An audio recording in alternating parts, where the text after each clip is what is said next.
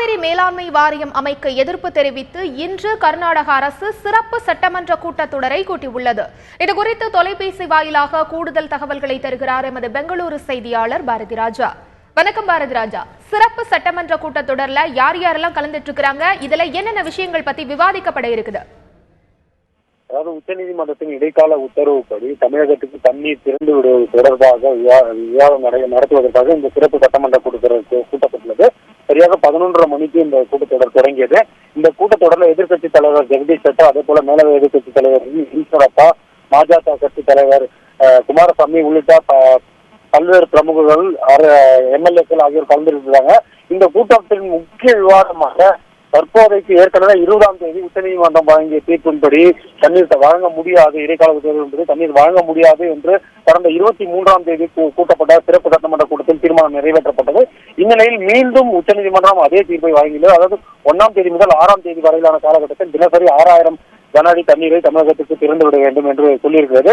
இந்த உத்தரவை செயல்படுத்தவில்லை என்றால் நீதிமன்ற அவமதிப்புக்கு உள்ளாகும் என்ற ஒரு கண்டனத்தையும் உச்சநீதிமன்றம் தெரிவித்திருந்தது.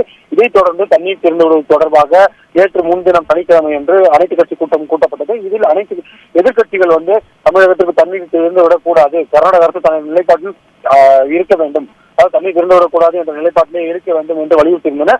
இந்த நிலையில இந்த சிறப்பு சட்டமன்ற கூட்டத்தொடர் கூட்டப்பட்டிருக்கு. இதிலும் இந்த விவாதங்கள் இடம்பெற்றுள்ளது. அதாவது இன்றைய விவாதங்களுக்கு பிறகு, எதிர்கட்சிகளுடன் நடத்தப்படும் விவாதங்களுக்கு பிறகு இன்று மாலை தெரிய வரும் தமிழகத்திற்கு காவிரியிலிருந்து உச்சநீதிமன்ற உத்தரவுப்படி தண்ணீர் திறக்கப்படுமா என்ற இறுதி முடிவு தெரிய வரும்.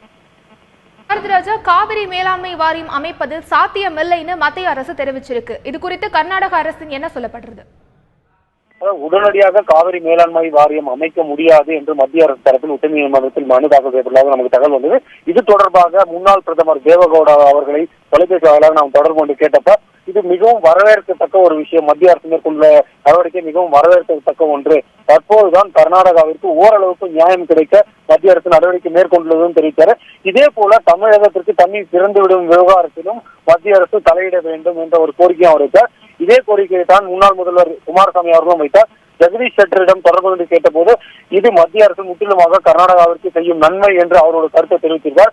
இந்த நடவடிக்கையை மத்திய அரசு முன்னரே மேற்கொண்டிருக்க வேண்டும் என்ற ஒரு கருத்தையும் அவர் தெரிவித்திருந்தார். தொடர்ந்து இது தொடர்பான விவாதங்களும் இந்த சட்டமன்ற கூட்டத்தொடரில் விவாதிக்கப்படுகிறது.